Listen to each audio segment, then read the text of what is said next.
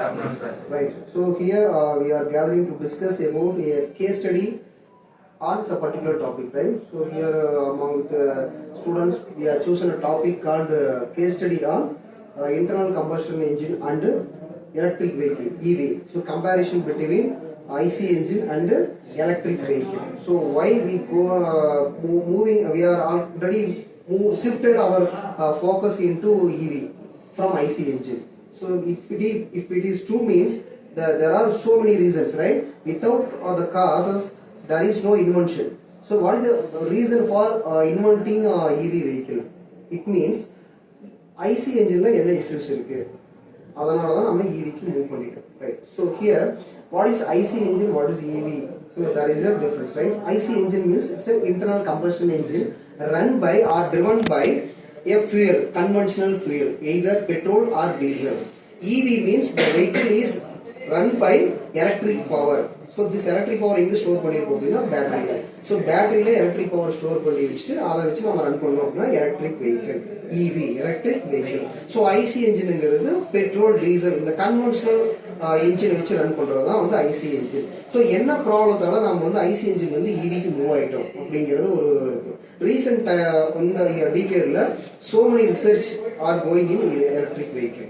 நாம இப்போயே பார்த்துருப்போம், ஒரு ஊர்ல நம்ம போயிட்டு இருக்கோம் அப்படின்னா ஒரு 100% மூவ் ஆகுது அப்படின்னா இப்போ as of now almost 20% vehicle வந்து இவில தான் இருக்கு, ரைட்? கிரீன் கலர் போர்டு வச்சிருப்போம். அந்த கிரீன் போர்டு மீன்ஸ் எதை இண்டிகேட் பண்றது?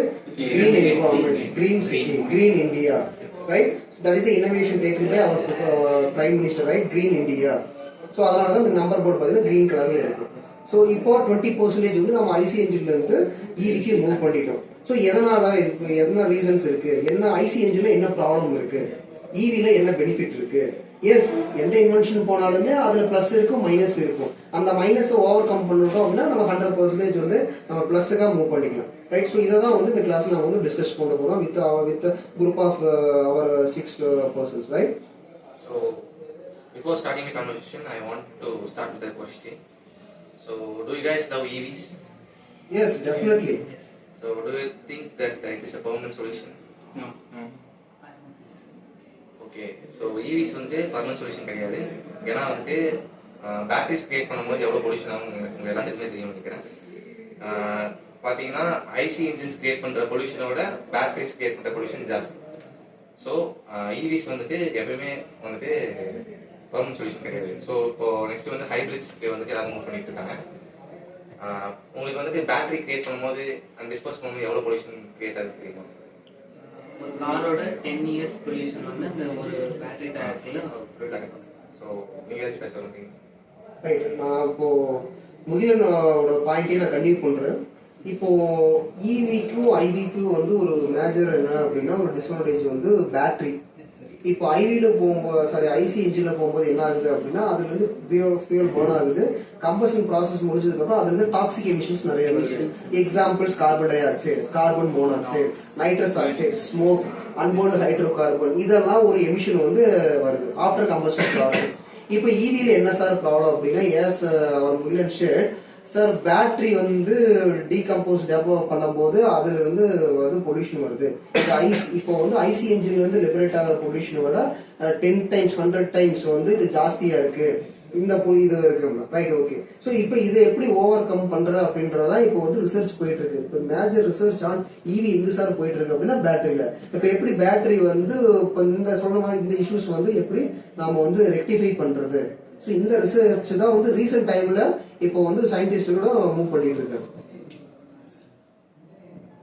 முகிலன் வந்து 3 to 1 சொல்ல அப்பதான் லைக் முகிலன் வந்து இப்ப இவி வந்து மாறுறத பத்தி சொல்லியிருந்தான். லைக் என்னோட பாயிண்ட் ஆஃப் வியூல வந்து டோட்டலா வந்து இவிக்கும் மாற முடியாது, ஐசிலையும் ஸ்டே பண்ண முடியாது. ஐசில இப்ப என்ன இஷ்யூ இருக்குன்னா நமக்கு தெரியும், ஃபியூல் வந்து இப்ப குறைஞ்சிட்டே இருக்கு, ஸோ யூஸ் பண்ண முடியாது.